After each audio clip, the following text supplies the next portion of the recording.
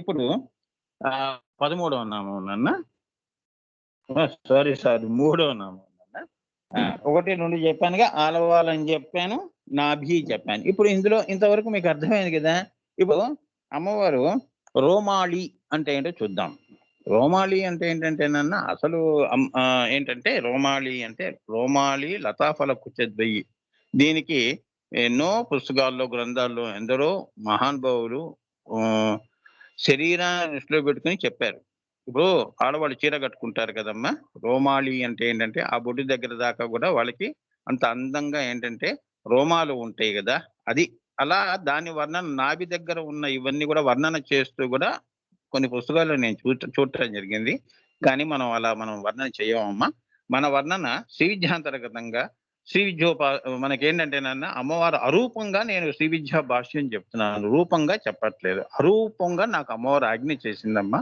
అందుకే అరూపంగానే నేను మా గురువుల యొక్క కృపతో మేము అరూపంగానే శ్రీ విద్యని నేను చూపిస్తాను. అంటే అమ్మవారికి రూపము లేకుండా కానీ సృష్టే అమ్మవారి రూపము. మనందరం గూడా ఈ అండపిండ బ్రహ్మాండాలన్నీ గూడా అమ్మవారికి బిందువు ఆవిడ ముఖమైతే ఐం మధ్యలో అమ్మవారి ఈ కుచములు అంటే ఏంటంటే ఈ స్తనములు.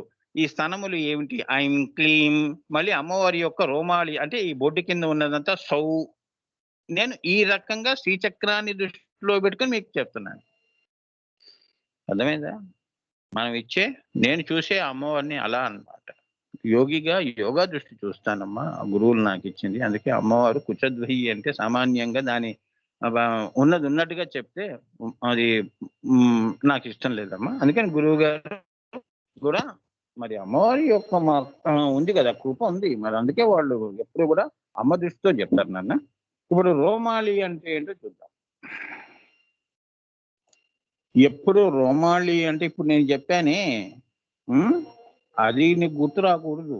అంగాంగ వర్ణనం కాదు నాన్న. రోమాలి అంటే ఏంటంటే అమ్మవారి యొక్క ఆకాశము అని గుర్తుపెట్టుకోవాలి. ఈ కడుపు భాగం అంతా అమ్మవారి యొక్క ఆకాశం. అందుకని చూడండి ఆకాశం కూడా ఎలా ఉంటుంది? మూకుడు ఉందా? మన ఇంట్లో మూకుడు ఉందా? మూకుడు బోర్లిస్తే ఎలా ఉంటుంది? అలా ఉంది మరిది. ఆడవాళ్ళది కూడా అలానే ఉంటుంది. అట్లా ఆకాశము. ఆ ఆకాశమే అమ్మవారి యొక్క నాభిస్థానము. ఏమ్మా? బోర్లించినట్టు ఉంటుంది.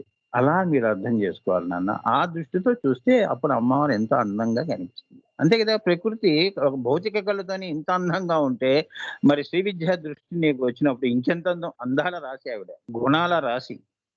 ఎందుకంటే అన్నీ ఆలవాలమే ఆవిడ దగ్గరే ఉన్నాయి కాబట్టి మరి అందానికి ఆవిడే. ఆ తల్లే. ఆవిడ తల్లి తర్వాతే ఇంకోరు అందం అనాలి. ఏమ్మా? ఆవిడ నుంచే వస్తాయి అందాలన్నీ వస్తాయన్నమాట. అది. సో, సో ఆకాశం అని గుర్తుపెట్టుకోవాలి. అందులో తురిమిన పువ్వులు. అమ్మవారి యొక్క తురిమిన పువ్వులు అన్నమాట. ఏమిటి? అందులో తురిమిన ఆభరణములు. ఏమ్మా? ఆభరణములు. అంతే కదా! చేతులకి, పూలకి పూర్వం దేవతలు అలా ఉంటారు కదా! అంతా పూలన్నీ కూడా బొడ్డు దాకా కూడా ఇలా వేలాడుతూ ఉంటాయి. అట్లా మనం అర్థం చేస్తాం. దేవతల్ని చూడండి. శకుంతల ఎలా ఉండేది? అవునా? చేతికి కూడా వెనకంతా, ముందంతా అట్లా ఆ ఒక్క బొమ్మని అలా మీరు దృష్టిలో పెట్టుకుంటే ఇక్కడ అమ్మవారికి ఏంటంటే ఆకాశమే అమ్మవారి యొక్క రోమాళి. అమ్మవారి కబరీ ఫలమే. అదే కబరీ ఫలము. అంతే కదమ్మా! ఈ అమ్మవారి నాభిస్థానం అంతా కబరీ ఫలం. ఆకాశం అంతా కబరీ ఫలం. మనకు ఫలం అదే కదమ్మా! వర్షం పడితేనే కదా మనకు అన్నం అనేది దొరుకుతుంది. అలానే తల్లి కడుపు పండింది అంటే పిల్లలు పుడుతున్నారు కదా! కబరీ ఫలం. పిల్లలే ఫలాలు. అలా అన్నమాట తల్లి. That is the beauty of the understanding the Sri Vidya. కడుపు పండిందండి అంటారు గదా!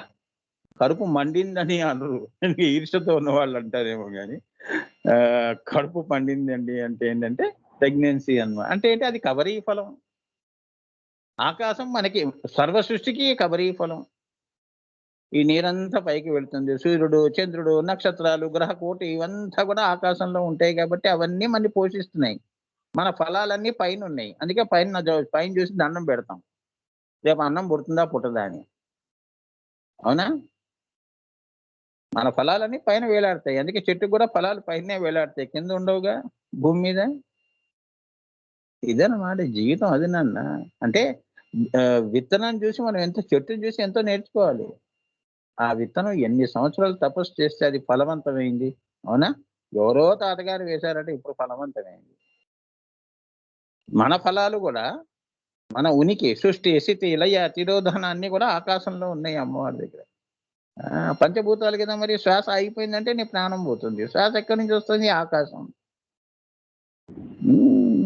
పంచతన్మాత్రలు. అవి ఉన్నాయి కాబట్టి మనకి తెలుస్తోంది. రుచి, జీవచాపల్యం, రుచి ఇటువంటివన్నీ. రూపరస గంధాలు. అవునా? ముక్కుకి తగులుతుంటాయి చూడండి. టక్కని తెలిసిపోతుంది సెంటు, వాసనలు, అత్తర్లు. ఇట్లా అన్నమాట. మరి ఇవన్నీ ఎలా వస్తున్నాయి? పైనుంచి వస్తున్నాయి. అది కబరీ ఫలం. ఏమ్మా? రోమాలి అంటే అది. సో గ్రహ నక్షత్ర తారాకోటి ఇత్యాదులన్నీ కూడా అమ్మవారి యొక్క రోమాళి అదనమాట. దాని కింద మనం పిల్లలం. భూమండలంలో యోని భాగం దగ్గర మనందరం ఇక్కడ పుట్టి తిరుగుతున్నాం అన్నమాట. అమ్మవారి దగ్గర ఒళ్ళో ఉన్నాం. అదనమాట. అట్లా మనం అర్థం చేసుకోవాలి నన్ను. సో ఇది సప్త అంటే ఆఖరిగా మనం మధ్యలో ఉన్నాం. అష్టమి చంద్ర విభ్రాజ దళిక స్థల శోభిత అంటారే. ఏమ్మా మనం ఎక్కడి నుంచి వచ్చాము? పైనుంచి 8వ స్థానంలో పడ్డాం. అంటే పుణ్యం ఉంది కాబట్టి నిన్ను మానవుడిగా పుట్టించింది. లేదు అంటే ఇంకా కిందకి వెళ్ళామంటే అంతే. ఇంకా మనం ఇప్పుడు ఏంటి? ఈ 8 నుంచి మళ్ళీ మనం ఎక్కడికి వెళ్ళాలి? మళ్ళీ పైకి వెళ్ళాలి కాబట్టి ఇంకా 16 షోడశి. ఏమ్మా? షోడశి బీజం ఏది? బిందు స్థానము. అమ్మవారి యొక్క బిందు స్థానమే షోడశి స్థితి. అందుకే 8, 7, 6, 5, 4, 2, 3 తగ్గించుకుంటూ పోతే అమ్మ దగ్గరికి వెళ్తావు. పెంచుకుంటూ పోతే మాయలో పోతావు. అది చెప్తున్నారు.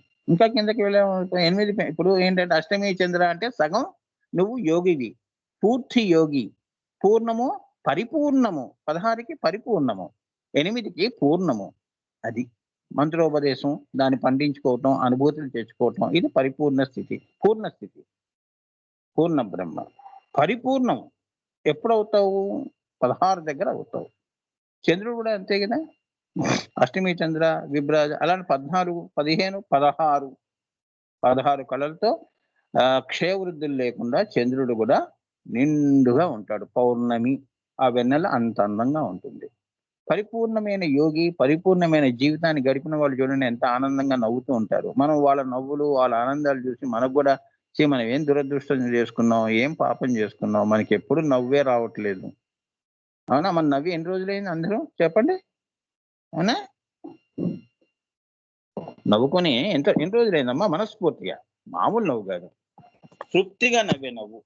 ఇవాళ తృప్తిగా భోజనం చేశానండి అంటాం కదా, మరి రోజు చేస్తున్నావు కదా, ఇవాళ ఎందుకు నీకు తృప్తిగా భోజనం చేశామని అంటున్నావు? పెళ్లి భోజనం కానీ ఇంట్లో ఇంకేదైనా శుభకార్యంతో కూడుకున్నది ఏదన్నా భోజనం చేస్తే ఏమంటాం? అబ్బా మంచి తిన్న తర్వాత మంచి నిద్ర పట్టేస్తుంది, మత్తు వచ్చేస్తుంది, పోయి పడుకుంటావు. మళ్ళీ లేచిన తర్వాత ఎనర్జీ అంతా నీ బాడీని ఏంటి కాంతివంతంగా చేస్తుంది. అవునా? అవునా కదా అమ్మా? చెప్పండి. పుష్టివంతమైన భోజనం చేసిన తర్వాత, షడ్రోపేతమైన భోజనం చేసిన తర్వాత 2 గంటలు పడుకున్న తర్వాత 5ంటికి లేచి తలదూతుంటే ఎంత మొహం అంతా కాంతివంతంగా ఉంటుంది. అవునా? అలానే కుంకుడుకాయతో తలంట్లు పోసుకున్న తర్వాత మళ్ళీ ఒక భోజనం చేసి పడుకోండి మీరు. ఎప్పుడో 5ంటికి లేచిన తర్వాత చూడండి, మరి పూలు గీలు పెట్టుకొని కొద్దిగా మేకప్ అయ్యామంటే మొహం ఎంత కాంతివంతంగా ఎంత అందంగా ఉంటుందో. అది రోజు మనం నూనెలు పెట్టుకొని ఇగో ఇలా చేస్తాం. ఆ రోజు అందం అంతా బయటకు వస్తుంది, జీవవంతంగా ఉంటుంది. అదనమాట అమ్మవారి యొక్క ఇంత వర్ణన ఉంటుంది. రోమాలి అంటే అది అమ్మవారి యొక్క ఈ కడుపు భాగం, నాభి భాగం అమ్మా ఏదైతే ఉందో అది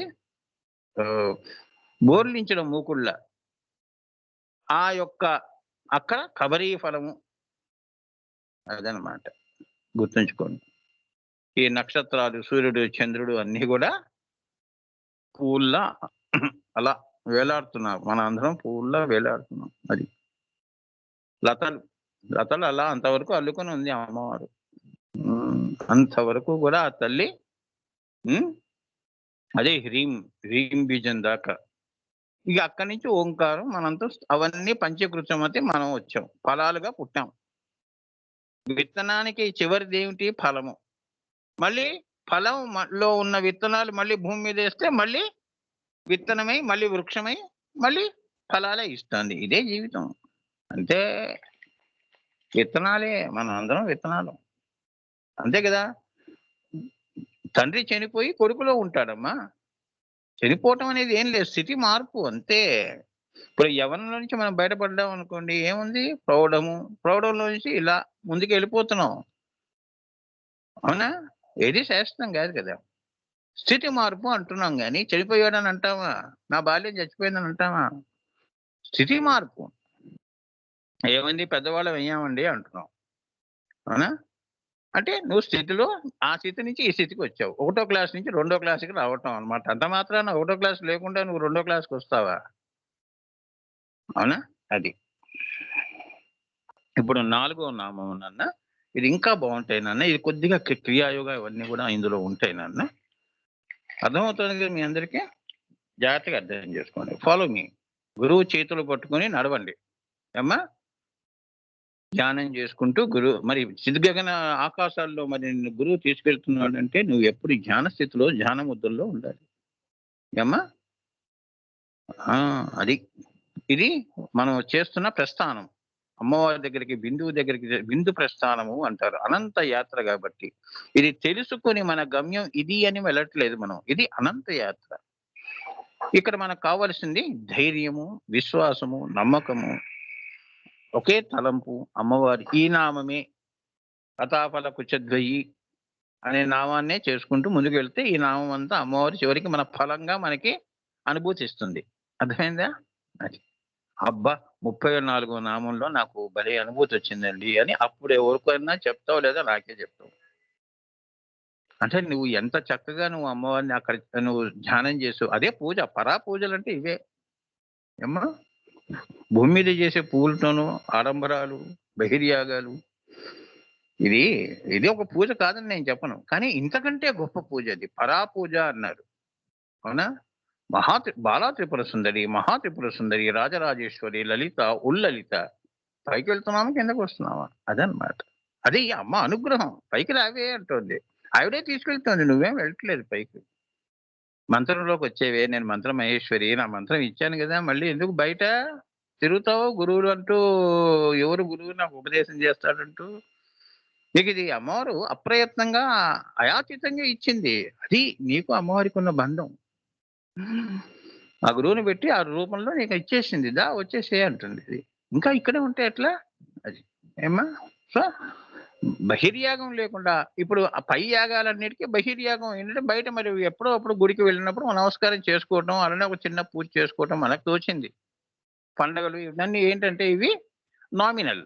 ఫినామినల్ పూజలన్నీ కూడా అంతర్యాగ, లఘుయాగ, మహాయాగాలు. ఏమ్మా? ఫినామినల్ అంటారు. అసాధారణమైనవి. ఇవి సాధారణమైనవి. శ్వాస తీసుకోవటం, భోజనం చేయటం ఇదంతా కూడా పూజే. పుట్ట పూజ అంటాంగా. పుట్ట పూజ లేకుండా మరి శక్తి ఎలా వస్తుంది? అమ్మవారు రావాలి బయటికి. శారీరక శక్తి ఎలా వస్తుంది? అబ్బా! ఇవాళ ఉపవాసం ఉన్నాను, నీరసంగా ఉన్నాను అంటావు. అంటే శక్తి లేదు అని. తక్కువలో ఉంది.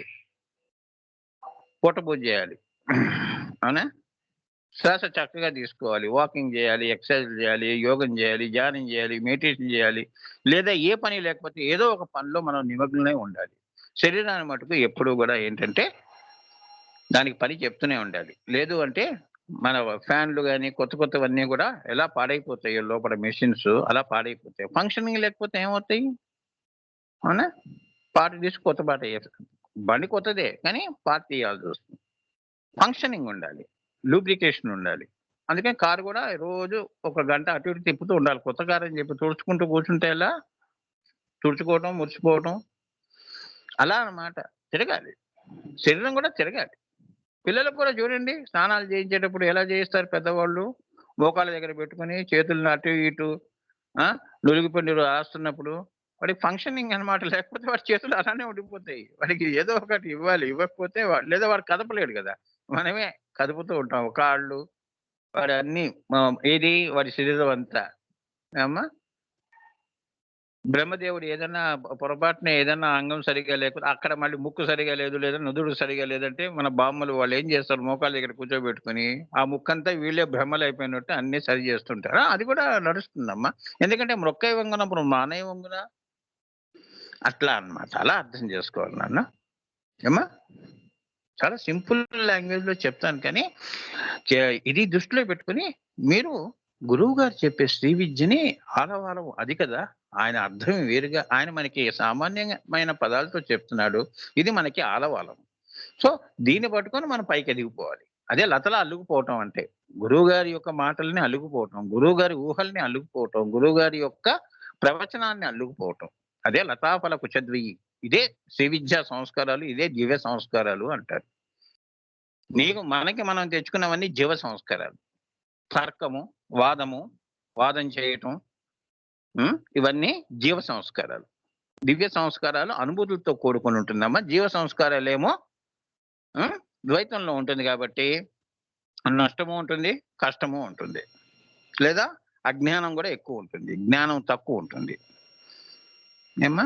పైకి వెళ్తుంటే అజ్ఞానం నుంచి జ్ఞానము, జ్ఞానము నుంచి విజ్ఞానం, విజ్ఞానం నుంచి ప్రజ్ఞానం, ప్రజ్ఞానం నుంచి మేధస్సు, మేధస్సు నుంచి నిన్ను జ్యోతిలో కలుపుతున్నాడు గురువు. ఆ ప్రస్థానం చేయిస్తున్నాడు. మరి నువ్వు ఎదుగుతున్నావుగా. That is the beauty of the Sri Vidya. ఏమ్మా? నీ అణువు కూడా నీ శరీరంలో ప్రతి అణువు కూడా శ్రీ విద్యే చెప్తుంది. శ్రీ విద్య పరిమళాలే వెదజల్లుతూ ఉంటావు. ఎక్కడ నువ్వు నడిచినా, మాట్లాడినా, శ్వాస తీసుకున్నా అంతా శ్రీ విద్య. అమ్మవారి యొక్క శ్వాస అమ్మవారిది ఎలా ఉంటుంది? గంధపూరితంగా ఉంటుంది. మల్లెపూలు పరిమళాలు వెదజల్లుతాయి. అమ్మా! మనం ఏంటంటే మన గొప్పతనం 10 మందికి చెప్పుకుంటాం. మనం అవి చెప్పవు. పరిమళాలంతే. మనకే తెలిసిపోతుంది. చెట్టు కనిపించకపోయినా ఇటువైపు ఎక్కడో మల్లెపూలు పొద ఉందనుకుంటానండి. ఎవరింట్లోనో ఎవరో వేసినట్టున్నారు అని మనం వీధుల్లోంచి వెళ్తుంటేనే. అవునా? అలా అన్నమాట. అంత నిష్కామంగా ఉంటే నీ యొక్క గొప్పతనం 10 మంది తెలుసుకుంటారు. అదనమాట. వాళ్ళే వస్తారు నాన్న. ప్రపంచం మీ పాదాల దగ్గరికి వస్తుంది. ఏం ప్రపంచం అజ్ఞానంగా, అంధకారంలో, ద్వైతంలో, మాయలో ఉంటూ వాళ్ళేంటి మనతో మాట్లాడేది? వాళ్ళకి అర్హత ఉండాలి మనతో మాట్లాడాలన్నా, మీతో మాట్లాడాలన్నా వాళ్ళకి అర్హత ఉండాలి. అవి ఇస్తుంది అమ్మవారు. అంతే కదా!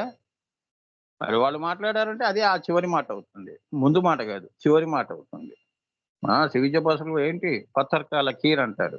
శిలా శాసనము అంటారు. శాసనం అంటే శాసనమే అంతే. ప్రకృతి శాసనం అది. ప్రకృతిని మనం ఏమైనా చేయగలుగుతాం? ఏం చేయలేం కదా! ఇంత వాదోపవాదాలు చేస్తున్నారు కదా! ప్రకృతిని మరి వచ్చే వైపరీత్యాల్ని వీళ్ళు ఇంత టెక్నాలజీ ఆపగలుగుతుందా? చైనా ఇప్పుడంతా మునిగిపోయింది. ఏం చేసింది? పురుగును పుట్టించింది గానీ దేశాన్ని కాపాడుకోలేకపోతుంది. చూసారా? మన దేశము మనం ఇక్కడి నుంచి మన దేశం నుంచి మన శ్రీ విద్యోపాసకుడు గౌతమ బుద్ధుడిని మనం అక్కడికి పంపిస్తే వాళ్ళు మనకేంటి పురుగులను పంపిస్తున్నారు. మన సంహారం చేస్తున్నారు. చివరికి ఏమయ్యాడు? ఎవరు తీసిన గోతులో వాడే పడతారు అన్నట్టు ఇప్పుడు చైనా పరిస్థితి అదే.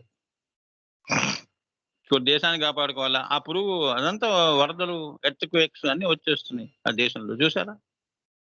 దేశానికి కూడా కర్మ ఉంటుంది. మర్చిపోవద్దు. అది కలెక్టివ్ కర్మ. మనం చేసుకుంటే అది జీవకర్మ. ఇవన్నీ అమ్మవారి ఆటలమ్మా. ఎవడు తెలియదు. ప్రకృతి, ప్రకృతి అంటారు గానీ అమ్మవారి సంకల్పం ఉంటేనేగా అలా జరిగింది మరి. లేకపోతే ఎందుకు జరుగుతుంది? ఎవరిని ఎలా శిక్షించాలో, ఎప్పుడు శిక్షించాలో తెలుసు. ఒకప్పుడు వాళ్ళు ఈ దేశాలు ప్రపంచమంతా బాధపెట్టారు కరోనాతో. ఇప్పుడు వాళ్ళు అవస్థ పడుతున్నారు. ఇప్పుడు ఆ పురుగే చివరికి వాళ్ళ యొక్క దేశంలో ఉన్న ప్రజలనే బాధిస్తోంది అది. ప్రాణాలు తీస్తోంది. చదవండి పేపర్స్. నేనాడే చెప్పాను ప్రిడిక్షన్. ఎవరు తీసినా గోతులో వాళ్ళే పడతారు. ఎన్నో సార్లు చెప్పాను సందర్భంలో. ఇండివిజువల్‌గా చెప్పాను, ప్రవచనాల్లో కూడా చెప్పాను. If you go through my previous recordings you will come to know. అందుకే శ్రీ విద్యోపాసకుడు ఎప్పుడు కూడా ఏమ్మా అమ్మ దృష్టి అంటే అది. ఏమ్మా? సో, ఎవరి కర్మకు ఎవరు బాధ్యులని ఎవరంటారు? ఇదే యద్భావం తద్భవతి. నీ భావమే మంచిగా ఉంటే సత్ఫలితం. అమ్మ భావంలో ఉంటాం కాబట్టి, అమ్మ సేవలో ఉంటాం కాబట్టి. ఇప్పుడు గౌతమ బుద్ధుడు వెళ్ళి అక్కడ ఏం చేశాడు? అంతే కదా! ఆయన అహింస అంటే నువ్వు హింస చేస్తే ఎలా? అన్ని దేశాల్లో ఆయన ఎక్కడికెక్కడ పాపం వెళ్ళాడు. ఆయన చెప్పిందంతా కూడా అహింసా మార్గం. చీమకు కూడా హాని తలపెట్టలేనంత నిజంగా అసలైన అహింసావాది అని బుద్ధుడిని చూస్తే తెలుస్తుంది. అందుకే బుద్ధి వికసించింది కాబట్టి అన్నిట్లో అమ్మవారిని చూశాడు కాబట్టి ఆ మహానుభావుడు పాపం ఆ దేశాల్లో ఆ! తాను వెళ్ళి అందరికీ మంచి బోధనలు చేస్తే వాళ్ళు దాన్ని ఇంకో రకంగా వక్రీకరించుకొని వాళ్ళ యొక్క గోతుల్లో వాళ్ళే పడుతున్నారు. అది. That is the sad paradox of this creation. అందుకే మహానుభావులు వచ్చి ఒకటి చెప్తే ఒకటి చేస్తారు మనుషులు. ఏం చేస్తుంది అమ్మవారు? గురువులు ఏం చేయగలుగుతారు? కేవలం సాక్షిగా ఉండి చూస్తూ ఉంటారంతే. మన చేతిలో ఏముందండి అంటారు. మనం చేయవలసింది చేస్తాం. మిగతాది అమ్మదేయండి. అమ్మవారు భగవంతుడు అలా ఇచ్చ చేశాడు. ఇచ్చా జ్ఞాన క్రియలు ఆవిడ చేతిలో ఉన్నాయి. మన చేతిలో ఎక్కడున్నాయి? సో, ఇక్కడ ఈ నామం అయిపోయింది. రోమాళి అంటే అదయిపోయింది. ఇప్పుడు నాలుగో నామం లతాఫల. ఫలం ఎక్కడుంది మనది? ఇప్పుడు ఈ నామం అన్నమాట. ఓం ఐం హ్రీం శ్రీం నాప్యాలవాల రోమాళి లతాఫల కుచద్వయై నమో. లతాఫల అమ్మవారి కాంతియే ఒక లత. అంతేగా? కాంతులు కూడా లత. నీ పేరు మంచి పనులు చేసి మనం ఓ పేరు ప్రతిష్టలు తెచ్చుకున్నామంటే అది లతే. లతల అందరికీ ఆ కాంతి, ఆ ప్రతిష్టలు, కీర్తి ఇదంతా కూడా లత. కాంతులు కూడా చూడండి లతలా. సూర్యకిరణాలన్నీ లతలు మన మీద పడుతున్నాయి. అందుకే బతుకున్నాం. జీవవంతంగా ఉన్నాం. ప్రాణవంతంగా ఉన్నాం. ఇదే కాంతియే లత. అమ్మవారి కాంతియే లత అంటున్నాడు. ఎంత అందంగా ఉంది చూడండి. దానికి ఫలం ఎవరు? ఇప్పుడు దానికి ఫలాలేంటి? ఇప్పుడు నువ్వు అమ్మవారి కాంతి బిందువు నుంచి వచ్చింది నాన్న నీలో ఆత్మగా. ఇప్పుడు నువ్వేం చేసావు? గురువు గారి దగ్గర మంత్రోపదేశము, ధ్యానము, సర్వీసు అంటే శుశ్రూష అంటే ఏంటంటే ఆయనకి సేవ చేసుకోవటము. ఈ మంచి పనులు చేసుకుంటూ పోతూ ఉంటే నీకు దక్కే ఫలం ఎక్కడుంది? బిందువులో ఉంది గదా! దానికి ఎన్ని పేర్లు పెట్టావు నాయన? మానవులు ఎన్నో పేర్లు పెట్టారు నాన్న. అందులో పేర్లు కొన్ని చెప్తాను చూడండి. సాఫల్యము, ఫలవంతమైందండి. నా పూజ ఫలించిందండి. గురుసేవ వల్ల పూజ ఫలించింది అని ఫలము అంటాం. సాఫల్యము అంటాం. కైవల్యము అంటాం. స్వర్గము అంటాం. వైకుంఠము అంటాం. చివరకు లయము అని కూడా అంటాం. నిర్వికల్ప సమాధులు. అది ఇస్తుంది. ఇంక నీకు ఎప్పుడు గూడా నువ్వు ఈ యొక్క ప్రపంచంలో నువ్వు పుట్టవు. ఇంకెప్పుడు అమ్మ దగ్గరే కలిసి ఉంటావు. కరిగి ఉంటావు. చాలా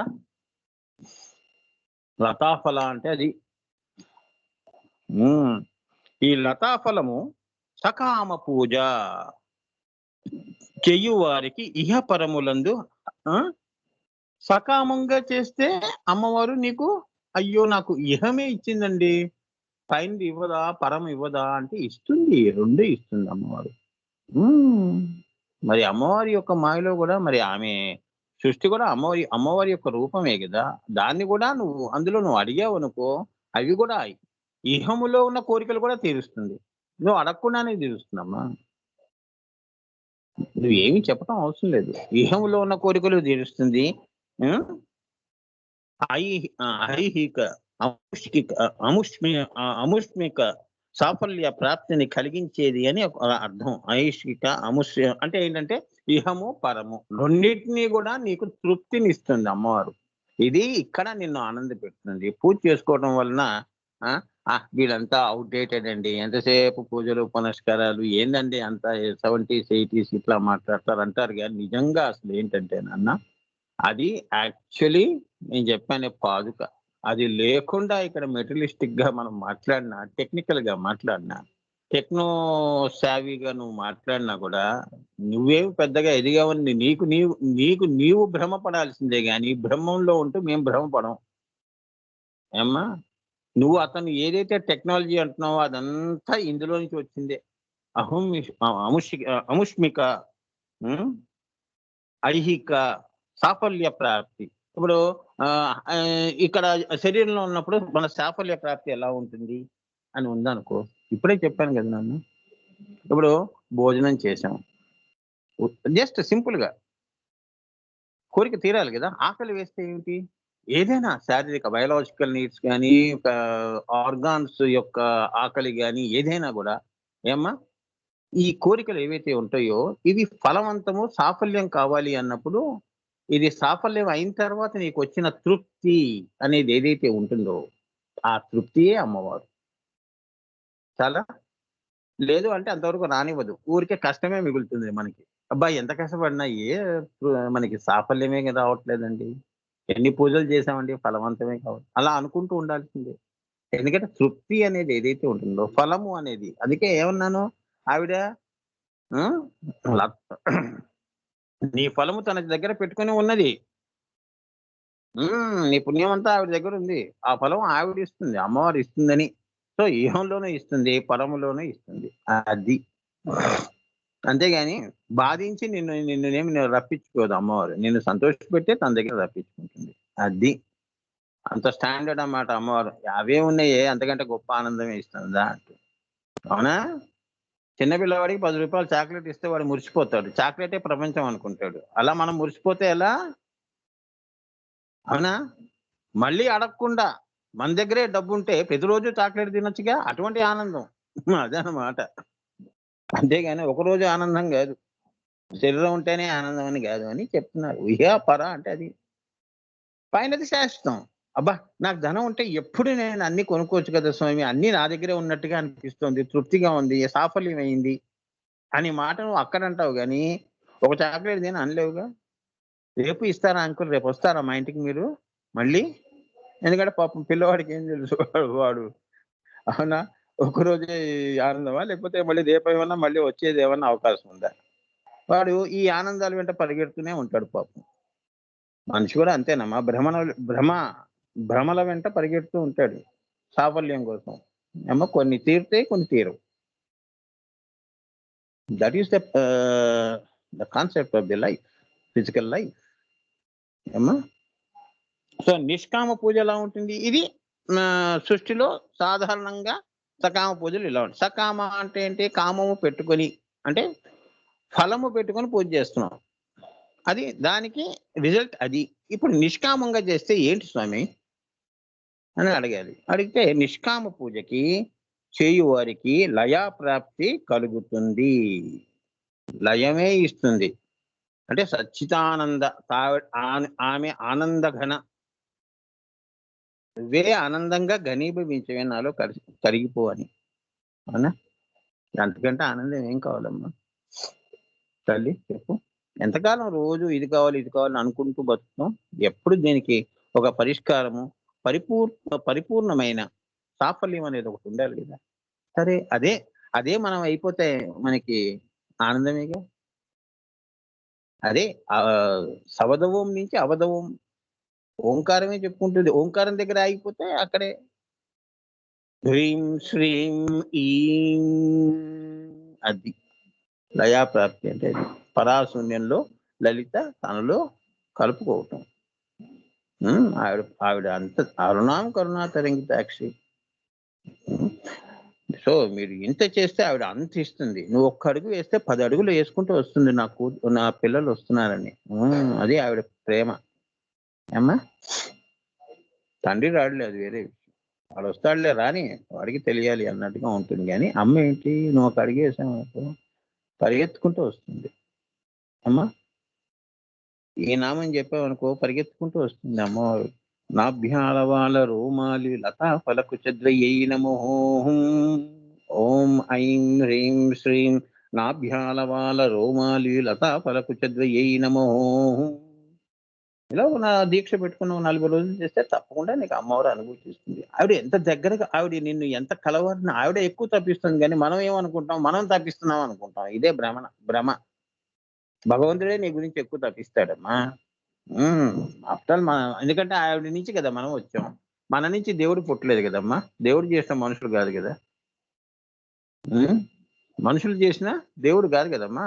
దేవుడు చేసిన మనుషులం మనం. సో, అమ్మవారికి ఎక్కువ ఉంటుంది నీ మీద ప్రేమ.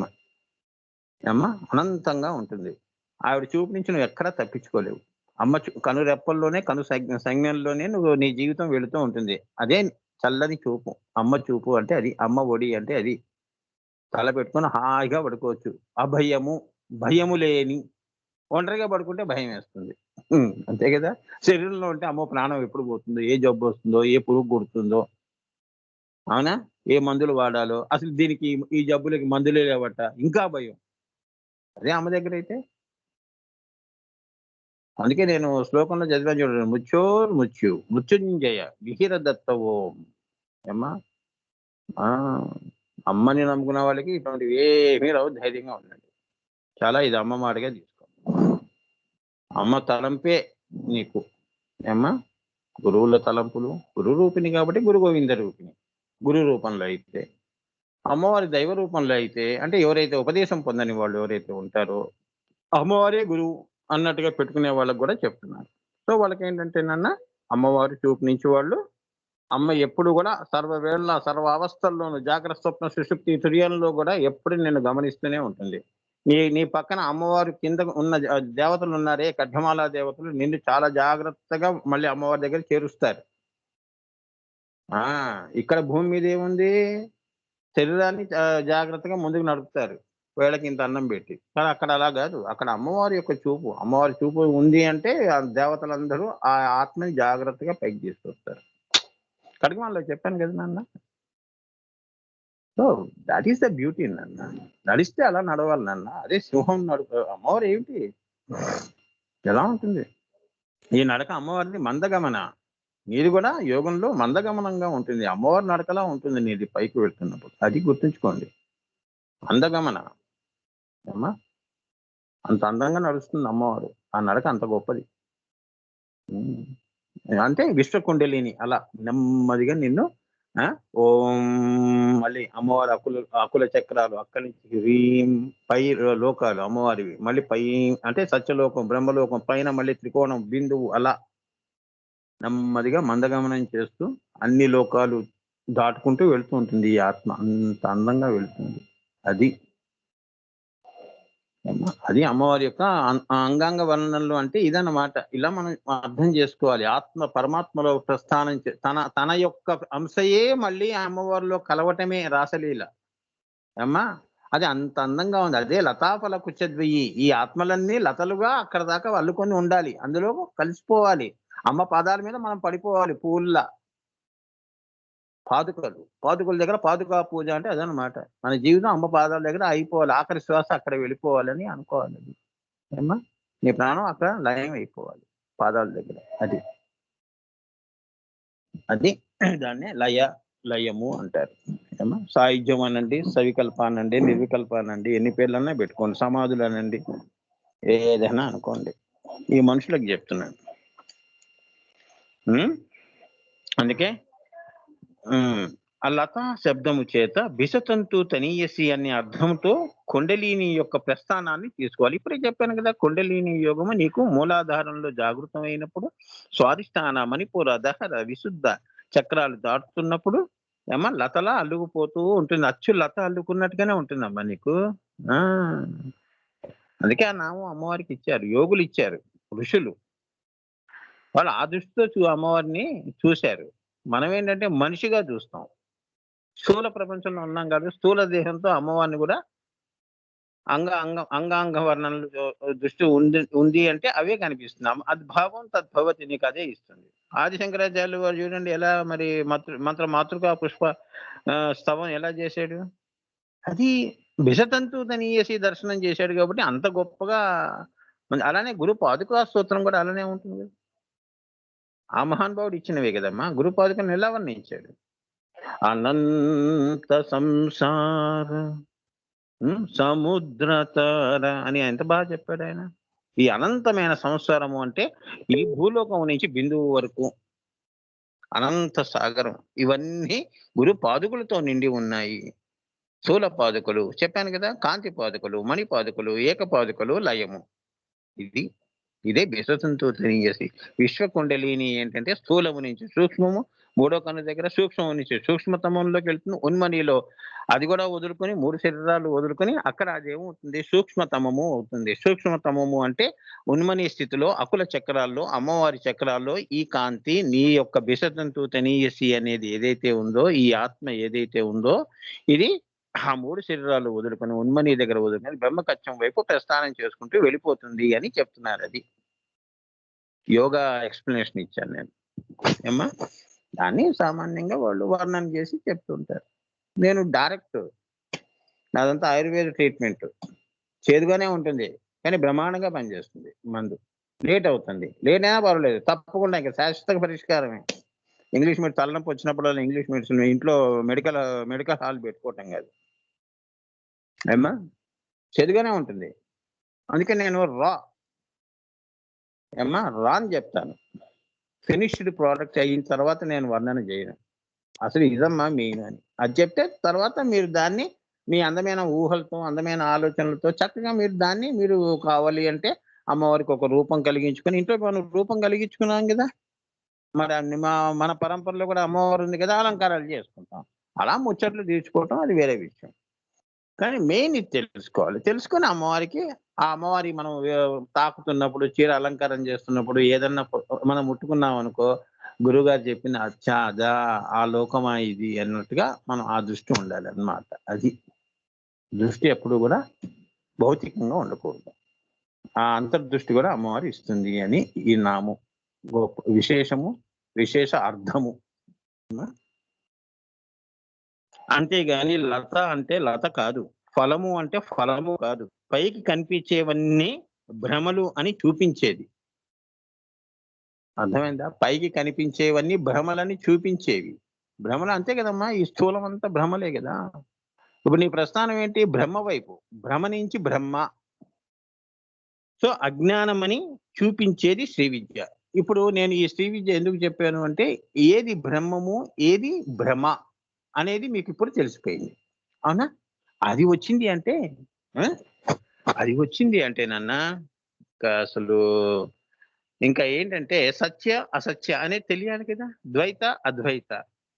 విద్య, శ్రీ విద్య. విద్యలన్నీ భౌతికం. శ్రీ విద్య ఒకటే ఆత్మ విద్య. అభౌతికం. Not physical. ఏమ్మా? సో, ఈ భౌతికాలన్నిటికి గూడా ఆ శ్రీ అనేది కారణం గాబట్టి అన్ని విద్యలకి శ్రీ విద్య అన్నారు. శ్రీ విద్య మూలము, ఆలవాలము, బిందు స్థానము అన్నీ. శివాశక్తి అన్నీ. అందుకే శ్రీ విద్య నుంచి అదేమైంది? అంత జ్ఞానానికి గూడా మరి నువ్వు చివరికి ఎక్కడికెళ్ళావు? కాంతి వయ్యావు గదా! కాంతి నుంచి మేధస్సు, మేధస్సు నుంచి ప్రజ్ఞానము, ప్రజ్ఞానం నుంచి విజ్ఞానము, విజ్ఞానం నుంచి ఆ! జ్ఞానము, జ్ఞానము నుంచి అజ్ఞానము. మళ్ళీ అజ్ఞానము, మళ్ళీ జ్ఞానము, విజ్ఞానము, ప్రజ్ఞానము, మేధస్సు, జ్యోతి. నువ్వు జ్యోతి అవుతున్నావు. ఈ అన్నిటికి ఏదమ్మా ఆలవలము అంటే, గురువుగారు అంతా కాంతి నుంచే వస్తోంది స్వామి. స్థూలం మనం గూడా అక్కడి నుంచి వచ్చాం గదా! అయితే మనకి శ్రీ అని చెప్పాలి. ఇది విద్య కాదు. శ్రీ విద్య. ఎందుకంటే ఆవిడ అన్నిటికి అతీతంగా ఉంటుందిగా. నామరూప సృష్టి చేసింది కాబట్టి శ్రీ. మన ఇంటి వాళ్ళు మనకు పేరు పెడితే మామూలుగా మా నాన్నగారు పెట్టారండి అని చెప్తాం. కానీ అమ్మవారేంటి మనకిచ్చింది నామరూపాలు. ఆవిడకెందుకు నామం? అన్ని నామాలు నావే పోరా అంది. అందుకే బాబోయ్! ఈమె సహస్రారం అండి. సహస్రార తిట్లు తిట్టాడండి నన్ను. శతకోటి దరిద్రాల్లో ఏదో అంటుంటారు చూడండి. అట్లా అన్నమాట. ఆవిడకెందుకు అన్ని నామాలు నావే. సరే ఒక 1000 చెప్పుకో పో అంది. ఆవిడకి 64,00,00,000 ఉన్నాయి. అది కూడా ఒక సంఖ్య. ఇంకా ఎన్నున్నాయో అనంత కోటి. అంతులేని నామాలు అమ్మవారివి. ఎన్నెన్ని నామాలని మనం స్మరిస్తాం? ఎన్ని నామాలని అందుకే శ్రీమాత అనరా చాలు అంది అమ్మవారు. ఏమ్మా? అందుకే గురువుగారు ఏం చేశారు? పెద్ద గురువులు, గురు పరంపర. గురు కృపా హి కేవలం, మాతృ కృపా హి కేవలం. చాలు. అంతేగా? ఆత్మ నమస్కారం చేసినంత ఫలం. ఏమ్మా? మహాయాగం దాకా వెళ్లి నమస్కారం చేసి వచ్చావు. అందరూ స్థూలంలో నమస్కారాలు చేస్తున్నారు. కొందరు మనసులో చేస్తున్నారు. కొందరు ప్రాణంతో చేస్తున్నారు. నువ్వేం చేస్తున్నావు? ఆత్మలో ఉండి నమస్కారం చేస్తున్నావు. అదే అయ్యి నమస్కారం చేసావు. ద హైయెస్ట్ నమస్కార విత్ డ్యూ రెస్పెక్ట్స్. ఏనన్నా? అందుకే ఆ ఒక్క నామం గురు కృపాహి కేవలం, మాతృకృపాహి కేవలం అంటే అది విశేషం. అందుకే 4 స్థితులు దాటిన తర్వాత నువ్వు పెట్టే నమస్కారం అది. పరాకి పెట్టేది. అదే ఆది శంకరాచార్యులు వారు కూడా ఆ మణిదీపం అక్కడి నుంచి చూసి ఆయన అది మనకి స్థూలంలో మనకిచ్చారు ఆయన మహానుభావుడు. ఆనంద ఘన కూడా అంతే. ఇన్ని వేల పాటలు వాళ్ళు రాశారు అంటే ఎంత నిధి, పరానిధి, గుప్త నిధి. ఇవన్నీ గుప్త నిధులమ్మా. అనంత పద్మనాభ స్వామి దగ్గర ఉన్నవి కావు.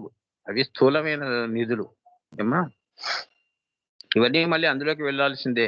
నీ దగ్గర ఉన్న ఏదైతే నిధి ఉందో అందులోనే కలుస్తాయి ఇవన్నీ. జ్యోతులేగా అవి కూడా. నిన్ను అంత స్థితిలో నేను పెట్టింది అమ్మవారు. అంత నిధి.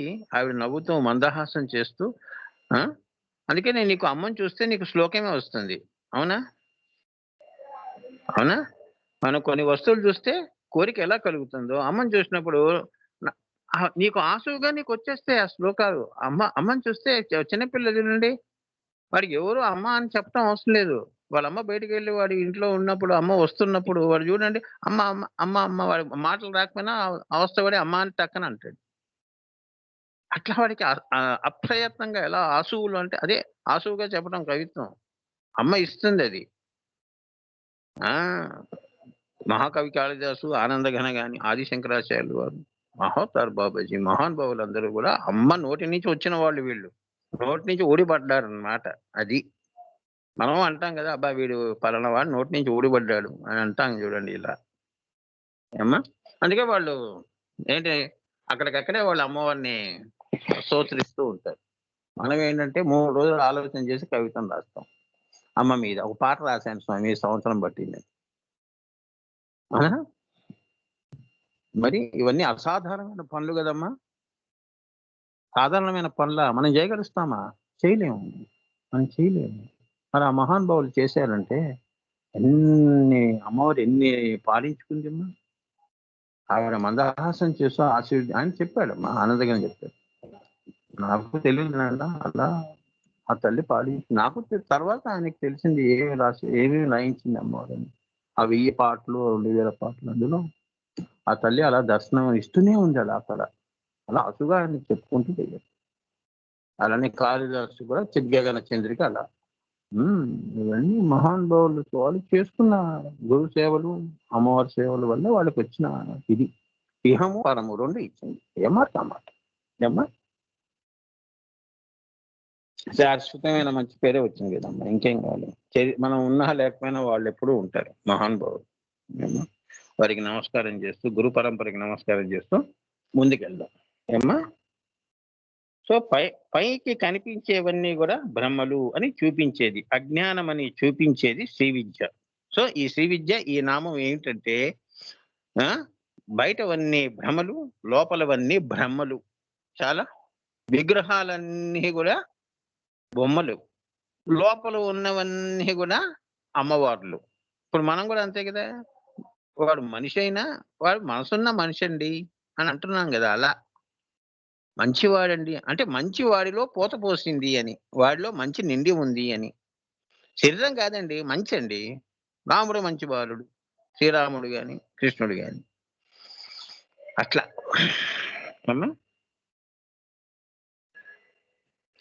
సో ఈ గుప్త నామముల్లోని రహస్యములన్నీ కూడా బ్రహ్మ పదార్థ వేషణ లక్షణములు, వేషణ లక్షణాలు. ఇవన్నీ కూడా నామాల్లో ఉన్న రహస్యములన్నీ బ్రహ్మ పదార్థంలో ఉన్న అంటే అన్నప్పుడు ఆకాశము, ఆకాశ లక్షణం కలిగివి. అందుకే అమ్మవారు చెప్పాను కదా, అమ్మవారి యొక్క ఆకాశమే కుచద్వయి అన్నాను కదా. వేషణ అంటే విశేషణగా అక్కడ ఉన్నాయి. సృష్టి అంతా కూడా ఆ ఆకాశాలతో పోషించబడుతోంది అని.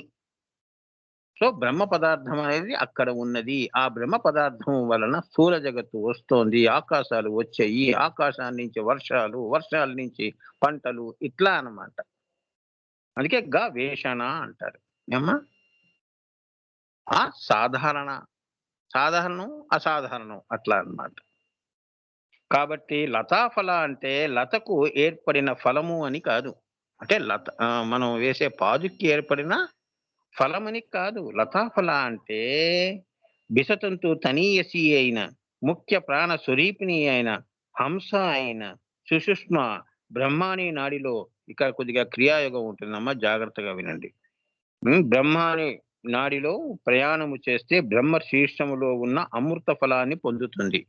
ఇడ పింగళ సుషుష్మ మూడో కన్ను దగ్గర ఇక్కడ కింద బ్రహ్మనాడిలో ప్రవేశిస్తుంది నీ ముఖ్య ప్రాణము అంటే ఆత్మ. అందులో నుంచి అది పైకి వెళుతుంది మూడో కన్ను దగ్గర. ఆ బ్రహ్మనాడిని పట్టుకొని, అది నేను ప్రజ్ఞా విలాసంలో చెప్తానమ్మా, చాలా బాగుంటుంది అది. అంటే నువ్వే, నీకు జాగృతం అయితే అలా ఆ అనుభూతి అలా వస్తుంది. అక్కడ మూడో కన్ను దగ్గర ఇది బ్రహ్మాని నడి బ్రహ్మాని ఇడా వజ్రిని ఇలా ఉంటాయి నాన్న.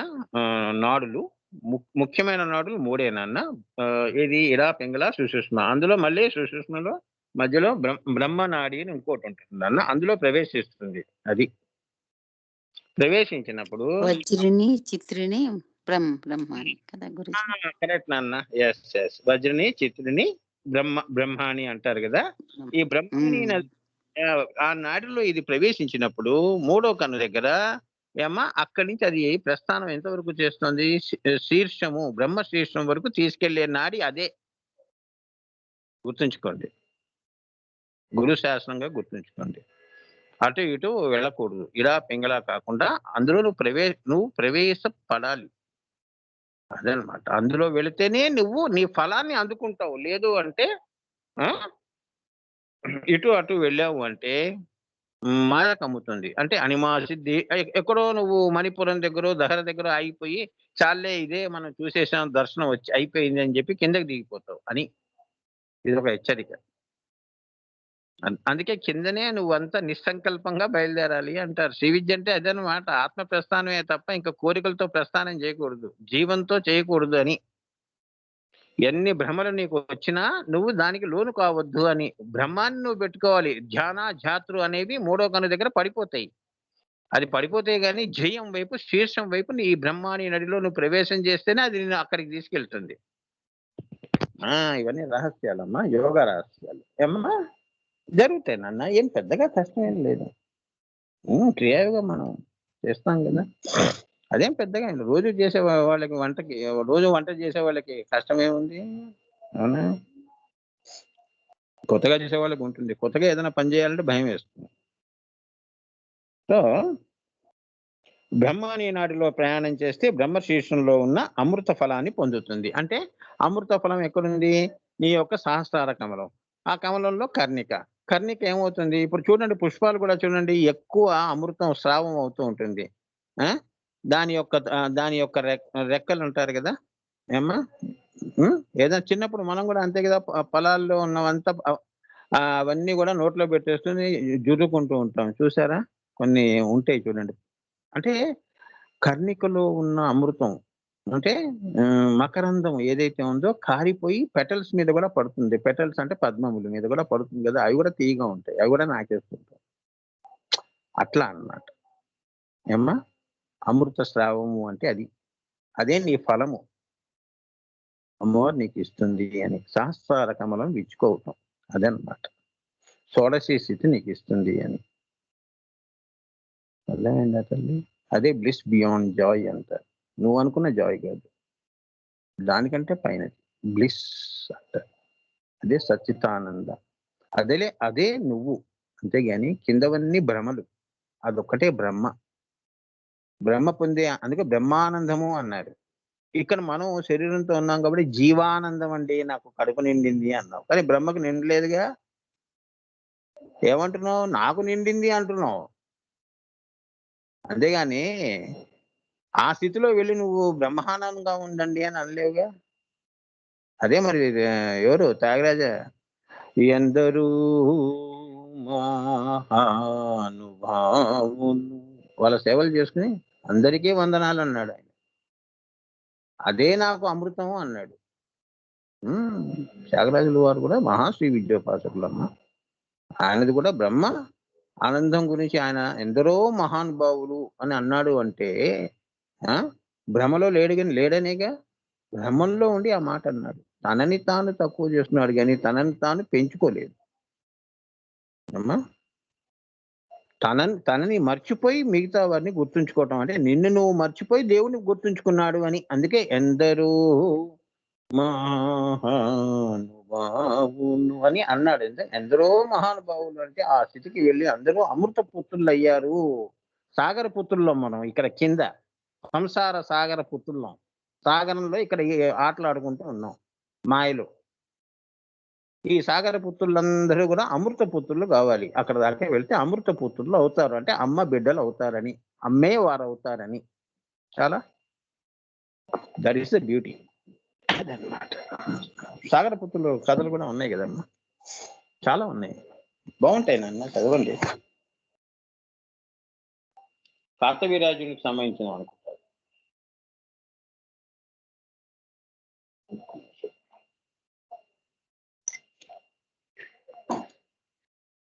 అమ్మా అర్థమవుతుంది కదా నాన్న అందరికి, బంగారు తల్లులందరికీ అర్థమవుతుంది కదా, వెరీ గుడ్.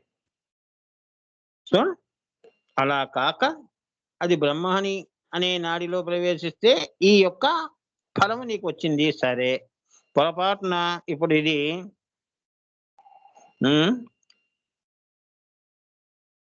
అలా కాక బ్రహ్మాని నాడిలో వెళ్లకుండా చిత్రిని అనే నాడి యందు గాని, వజ్రుని నాడి యందు గాని ఈ సుషుష్మ అంటే నీ ఆత్మ ప్రయాణం చేస్తే అది కేవలం ఆజ్ఞా చక్రము దగ్గర, సహస్రారం దగ్గర ఆగిపోతుంది. గుర్తుంచుకోండి, మీకు అనుభూతి అనేది, ఫలం అనేది దక్కదు అని. అక్కడ దాకా వెళ్ళి వచ్చేస్తావు. గుర్తుందా? ఇప్పుడే చెప్పాను కదా. ఇది అథెంటిక్ నాన్న. ఎవరు యోగులను అడిగినా కూడా ఆయన చెప్పింది ఆనందగన గురు పరంపర వాళ్ళు చెప్పారంటే తిరుగులేదు. అంతటి మొనగాడైన హిమాలయాస్ మాస్టర్సే వాళ్ళు, వాళ్ళ యొక్క మాటే ఆనందగానే చెప్తుంది. వాళ్ళందరూ ఎందరో మహానుభావులు అంటూ వారికి నమస్కారం చేసి ఈ ఈ పుస్తకం రాశారు. అందుకే అమ్మవారే పలికింది. సో ఇక్కడ సహస్రారం దగ్గరికి దాకా వెళ్ళి వచ్చేస్తావు కిందకి. ఆ యొక్క ఫలం అది సచ్చితానంద బ్రహ్మానందం పొందటం ఇవన్నీ నీకు రావు. పుట్టి బ్రహ్మాని అనే నాడులో నువ్వు ప్రవేశపెడితే అప్పుడు నీకు ఈ ఫల ప్రాప్తి అనేది వస్తుంది. సో లతగా అక్కడ దాకా వ్యాప్తిగా కాంతిగా వెళ్ళినప్పటికీ పరిపూర్ణ లయాన్ని పొందలేదు పాపం. అంటే గురు పరంపర అలా ఉంది మరి వాళ్ళది అమ్మా. అందుకే ఇక్కడ కింద నేను మీ అందరికీ ఎందుకు ఇంత చెప్తాను అంటే, నాన్న ఏవైనా ఉంటే ఇక్కడే వదిలేసుకోండి అని. అంతేగా,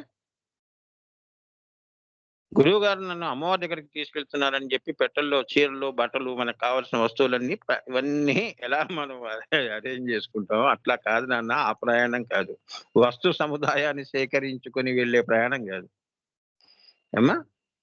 అన్ని వదులుకుంటేనే చేసేది. బ్రహ్మని అనే నాడిలో నువ్వు ప్రవేశించాలి అంటే నిస్సంకల్పంతో వెళ్ళాలి.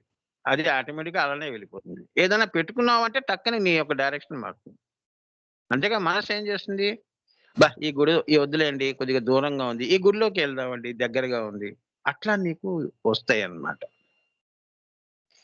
అదే అందుకే నీకు స్వరూప జ్ఞానం వెళ్ళిపోవాలి. మూడో కన్ను దగ్గర మరుపు అనేది రావాలి. అంటే నిన్ను నువ్వు మర్చిపోవాలి. అదే తన్మయత్వము అంటారు. ఆ స్థితి రావటం కోసమే కింద ఇంత అజ్ఞానం నుంచి, జ్ఞానము నుంచి, విజ్ఞానం నుంచి ప్రజ్ఞానం అనే విద్యను మీకు ఇస్తున్నాను. శ్రీ విద్య, ప్రజ్ఞాన విద్య. విజ్ఞాన విద్యలన్నీ పురాణాలు, ఉపనిషత్తులు ఇటువంటివి ఏమా. జ్ఞానంకి సంబంధించినవన్నీ నువ్వు చదువుకున్న చదువులు, భౌతిక చదువులు. అజ్ఞానం ఏమో ఏమీ తెలియనివి, పైవి 4 జ్ఞానాల గురించి తెలియనిది అజ్ఞాని. వాడు మూర్ఖుడండి, వయసు వచ్చింది కానీ బుద్ధి లేదు అంటారు. అంటే పశువుతో సమానం ఏమా. చతుష్పాదము వాడు, 4 పాదాలు ఉంటాయి. లోపల పశువు, బయట మనిషి. ఉన్నారుగా చాలా మంది ప్రపంచంలో దుర్మార్గాలు చేసుకుంటూ ఏమా. అట్లా అన్నమాట. అదంతా అజ్ఞానం. వాడికి ఒకటే నీతి, వాడి ఆధిపత్యం ఉండాలి. అంతేగా. సింహం ఏంటి, దాని ఆధిపత్యం ఎప్పుడు వదులుకోదు. అలానే వీళ్ళు కూడా అంతే, పక్క వాళ్ళని పీడిస్తూ ఉంటారు. కొద్దిగా జ్ఞానం వస్తే ఎందుకులే, అందరూ బతకని, అందులో నేను బతకాలి అని పెట్టుకుంటాడు. విజ్ఞానం ఉందనుకో, అయ్యో కింద ఉన్న వాళ్ళందరూ కూడా ఈ స్థితికి రావాలి, ఈ ఆనందం పొందాలి అని పాపం తప్పిస్తూ ఉంటాడు. ప్రజ్ఞానం శ్రీ విద్యాభ్యాసకు దాకా వచ్చావనుకో, అయ్యో వీళ్ళకి ఏమీ తెలియట్లేదు, దేవుడు అంటే ఏం తెలియట్లేదు, ఎందుకు పుట్టారో తెలియట్లేదు, పాపం వీళ్ళందరినీ ఉద్ధరించాలి, పాపం నన్ను నేను ఉద్ధరించుకొని అందరినీ ఉద్ధరించాలి అనే తపన పడుతూ ఉంటారు ప్రజ్ఞానవంతులు ఏమ్మా. వాళ్ళే గురువులు, మహానుభావులు. శ్రీకృష్ణుడు గాని ఆయనకి ఏం అవసరం? ఎక్కడో ఆయన బ్రహ్మ పదార్థంలో ఉన్నవాడు స్థూలంలో వచ్చి భగవద్గీత మనకి ఎందుకు ఇవ్వాలమ్మా? అవసరం ఏంటమ్మా? అంత ప్రయాణం చేశాడు ఆయన. మనం ఇక్కడి నుంచి ఆయన గుడికి వెళ్ళటానికి మనకి ఓపిక లేదు, టైం లేదు. అట్లా ఉంటుంది. మహానుభావులు అలా వస్తారు నాన్న. సో లతాఫలము సో అక్కడ దాకా వెళ్ళినప్పటికీ పరిపూర్ణ లయాన్ని మటుకు పొందలేదు. సో లతాఫలం అంటే బ్రహ్మకచ్చము అంటే రాజరాజేశ్వరి స్థితి. కర్ణికలోకి వెళ్ళి వారిద్దరూ తన్మయత్వం పొంది భార్యాభర్తలు లేదా శివశక్తులు నీ ఆత్మ వెళ్ళి అమ్మవారిలో అది కర్ణికలో శివస్థానము అంటారు కదా, ఆ శివుడిలో కలిసినప్పుడు పొందే ఆనందం ఏదైతే ఉందో దానిపైన వచ్చే బ్రహ్మకచ్చము అంటారు. అంటే బ్రహ్మకచ్చము అంటే శిరస్సు పైన ఉంటుందమ్మా. అది బ్రహ్మకచ్చము, అదే రాజరాజేశ్వరి స్థితి అంటారు. అంటే నీకు మహాత్రిపుర సుందరి రూపం పోయి రాజరాజేశ్వరి స్థితి వస్తావు. అంటే నువ్వు ఎంత రాజులకే రాజు, రాజులో ఉన్న కోరికలు, మనుషుల్లో ఉన్న కోరికలు, అసలు సృష్టికి సంబంధించిన కోరికే వదులుకుంటే నువ్వు రాజరాజేశ్వరి. అవునా? ఎంతో గొప్ప స్థితి అమ్మా. ఋషులకు కూడా ఒక్కొక్కసారి చెలిస్తూ ఉంటారు కోరికలతో.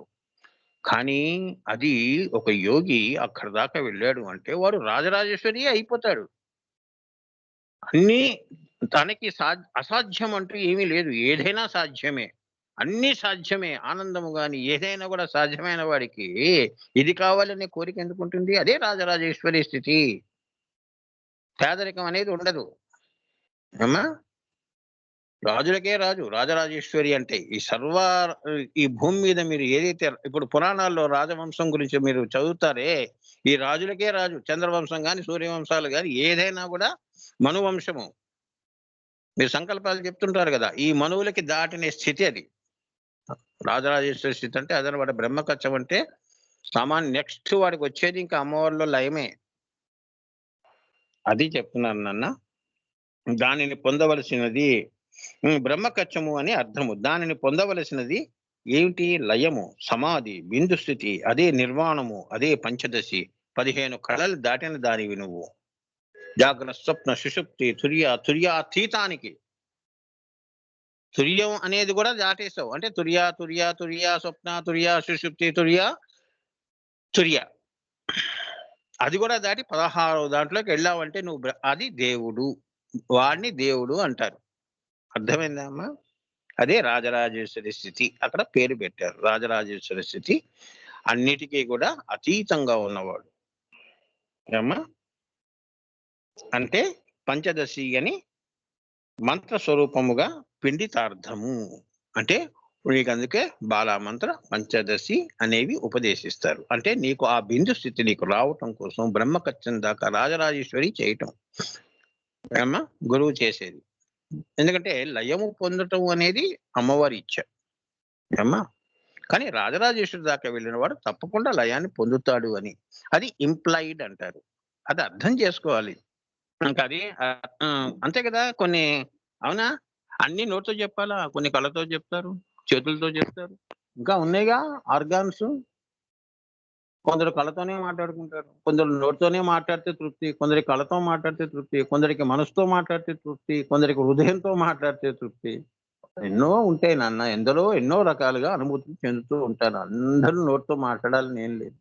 సో రాజరాజేశ్వరి స్థితి ఇంప్లాయిడ్. వాడికి తప్పకుండా అక్కడ దాకా వెళ్ళినవాడు ముందుకే వెళ్తాడు. కానీ వెనక్కి ఎందుకు వస్తాడు? వెనక్కి ఏం లేదు కదా, శ్మశానం చేసుకుని వెళ్ళాడు కదా. శ్మశానం ఎందుకు కోరుకుంటాడు? మనం కోరుకుంటామా శ్మశానం? కోరుకోంగా. పైన అక్కడ అమృత వర్షం కురుస్తుంది, అక్కడ లలిత అమ్మవారు ఉంది, అక్కడ నిన్ను పిలుస్తుంది, వెళ్ళిపోతావు అక్కడికి, లయంలోకి వెళ్ళిపోతావు, అయిపోయింది. That is end of your life. అందుకే మీ గురువు గారు అన్ని పుస్తకాల్లో చివర for such is your grace, నీకు ఇచ్చే ఫలం అది. For such is her grace, అమ్మవారి గ్రేస్. అది ఆమె ఎంత ఆనందిస్తుందో. తన అంశం మళ్ళీ తనలో కలిసిపోయిందంటే అమ్మవారు కూడా ఆమె పొందిన ఆనందం నీకు వస్తుంది, నువ్వు పొందింది కూడా ఆమెలో కలిసిపోతుంది. అది కరిగిపోవటము అంటే అది ఏమా. సో దాన్ని సాధన స్వరూపంగా చూస్తే దాన్ని ఏమంటారంటే తుర్యాతీత అవస్థ అంటారు. జాగ్రత్తలో వచ్చింది కాదు, స్వప్నంలో వచ్చింది కాదు, సుషుప్తిలో వచ్చింది కాదు, తుర్యంలో మూడో కన్ను దగ్గర వచ్చింది కాదు, దాని పైన వచ్చినది. మరి అది బ్రహ్మానందము అంటాం. నేను కూడా కాదు స్వామి, ఏమో నా లోపల ఆత్మ అక్కడ బ్రహ్మంలో కలిసినప్పుడు అది బ్రహ్మానందం అయింది. ఇన్ కేస్ నువ్వు గనక చెప్పాలి అని ప్రయత్నం చేస్తే చెప్పగలుగుతావు, లేదంటే నువ్వు అందులోనే ఉండిపోతావు. ఇంకా అమ్మవారుగానే నువ్వు ఉండిపోతావు అక్కడ, అమ్మవారిలో కరిగి ఉంటావు. అదనమాట. ఎప్పుడైనా అవసరం ఉంటే నిన్ను పంపిస్తుంది. మళ్ళీ కొత్త సృష్టి, పునఃసృష్టిలో మళ్ళీ నీకు నువ్వు రావాలి అనుకున్నప్పుడు నిన్ను తన దగ్గరే పెట్టుకుంటుంది. బ్రహ్మాని చాపరపరి అని చెప్పారు ఈ దేవతలందరూ అమ్మవారికి సేవలు చేస్తారు. ఆ పని దీపంలోనే మళ్ళీ నువ్వు అమ్మవారి సేవలు చేసుకుంటూ ఉంటావు, కానీ కింద లోకానికి పుట్టవు. నువ్వు వదిలేవి ఇక్కడే ఉన్నట్టు ఖడ్గమాల టైపు ఆవిడ పనులే చేస్తూ ఉంటావు. అంతవరకే. ఇంకా భూమి మీద నీకు ఇటువంటి ఈ స్థూల ప్రపంచాల్లో నీకు ఏ పనులు చెప్పదు, నా దగ్గరే ఉండవు అంటూ. అది ఏమ్మా, అది మాకు వచ్చిన అనుభూతి చెప్తున్నాను ఏమ్మా. సృష్టి ఆ ప్రళయంలో మళ్ళీ ఈ బ్రహ్మాని వీళ్ళంతా వీళ్ళందరూ మళ్ళీ అమ్మవారిలోనే వెళ్ళిపోతారు. మళ్ళీ అమ్మవారు సృష్టి చేస్తే మళ్ళీ అమ్మవారి నుంచి బయటకు వస్తారు. అమ్మ చుట్టే తిరుగుతూ ఉంటారు, అమ్మ సేవలే చేసుకుంటారు మణి దీపాల్లో. అటువంటి శివాసులు కూడా ఉన్నారు. ఉదాహరణకి లోపాముద్ర అమ్మవారు చాలా. ఇంకా మహానుభావులు ఎందరో ఉన్నారు. సనక, సనానంద, సనత్ కుమార, సనజ్జాతీయ వీళ్ళందరూ కూడా, మనువు వీళ్ళందరూ కూడా ఇప్పుడు మరి మన మన మన మనువంశం జరుగుతోంది కదా. మన్వంతరే కలియుగే ప్రథమ పాదే జంబూదీపే. వీళ్ళందరూ అక్కడ నుంచి వాళ్ళకి ఆ అమ్మవారు ఈ కార్యం అప్పచెప్పింది కాబట్టి భూమి మీద ఈ మనుషుల్ని పుట్టించారు. మనువు నుంచే కదా మనం అందరం పుట్టింది. మనువు అంటే మ్యాన్. ఇంగ్లీష్ వాడికి ఏం తెలుసు, వాడు బొంద. మ్యాన్ అనేది మ్యాంగో, మామిడి పండు, వాడికి కూడా తెలియదు. మ్యాన్ అంటారు. మనువు నుంచి వచ్చిన పదం మ్యాన్. మనందరూ మనుష్య జాతి అంతా కూడా మనువు అనేవారు మన పూర్వీకులు, లేదా మూల పురుషుడు అని. నేనన్నా తుర్యాతీత అవస్థ అంటారు. ఈ రీతిగా శ్రీ విద్యను అర్థం చేసుకోవాలి. ఇప్పుడు అర్థమైందా? అమ్మవారిని ఇప్పుడు చూడండి, మీకు తెలియకుండా అమ్మవారు ఏం చేసింది, గురువుల ద్వారా మీకు ఒక తన చూపు మీకు ఇచ్చింది, అవునా? ఎక్కడ అమ్మవారి విగ్రహం చూసినా ఈ యొక్క ఆలోచనలు, ఊహలే మీ మనసులో మెదులుతూ ఉంటాయి. ఆ దృష్టితోనే అమ్మవారిని చూస్తారు. అందుకే అమ్మవారిని మీకు మందవదనంగా, అలానే నవ్వుతూ, కనురెప్పలు కూడా విగ్రహం వస్తుందమ్మా, మీకు తెలియదు. ఇవన్నీ మాకు జరిగినవి చెప్తున్నాను. అక్కడ ఉన్నాను అని చూపిస్తుంది. కనురెప్పలు, బొమ్మల్లో కనురెప్పలు ఎలా మూసుకుంటే అది కొందరికే కనిపిస్తుంది. ఇవన్నీ అనుభూతులు చెందుతారు. ఈ దృష్టి ఉండాలి కదా, శ్రీ విద్యా దృష్టి ఉండాలి. జీవ దృష్టి తీసేసి మీకు కొత్త శ్రీ విద్యా దృష్టి ఇచ్చింది. ఇదే మీకు కొత్త చూపు. అదనమాట. దివ్యమైన చూపు. జీవ చూపు పోయి దివ్య చూపు ఇచ్చింది. అందుకే నీకు లోకాలన్నీ కూడా నువ్వు అయాచితంగా నువ్వు అందరిలో కూడా అమ్మవారిని చూస్తావు. అదనమాట. ఆవిడ లక్షణాలే నీకు వస్తాయి, కానీ నీ లక్షణాలు పోతాయి. అందుకే జీవుడే దేవుడు అవుతాడు. అంటే జీవిని దేవినిగా భాషింపజేసుకోవటం జీవితం, అంతేగాని జీవితాన్ని జీవితంగా గడపడం కాదు. ఏమ్మా, దేవుడిగా భాషింపజేసుకోవాలి. నువ్వు దేవి, నువ్వు ఏం కావాలి? నువ్వు ఒకరికి దేవి అయినప్పుడు నీలో ఉన్న శ్రీని తెలుసుకుని శ్రీదేవి కావాలి. అది ఆడవాళ్ళ విషయం. పురుషులుగా పుట్టారు, ఉత్తమ పురుషులు, పుణ్య పురుషులు. అలానే పురుషోత్తముడిగా జీవించాలి. పురుషోత్తముడు ఎవరు? సాక్షాత్ నారాయణి. అమ్మా, అది చెప్తున్నారు. అక్కడికి నీ జీవితం పరిసమాప్తము, పరిపూర్ణము, షోడశితో వెలిగిపోతుంది. నువ్వు ఈ రూపం నుంచి అరూపంలోకి వెళ్ళిపోతావు. ఇంకా ఎప్పుడూ కూడా మళ్ళీ భూమి మీద అనేది నీ యొక్క జన్మరాహిత్యము అమ్మవారి ప్రసాదిస్తుంది. అదే నీ ఫలము. ఏమ్మా, నాభ్యాల వాళ్ళ రోమాలి లతాఫల కుచద్వయి అంటే ఇంత డీటెయిల్గా చెప్పాలి.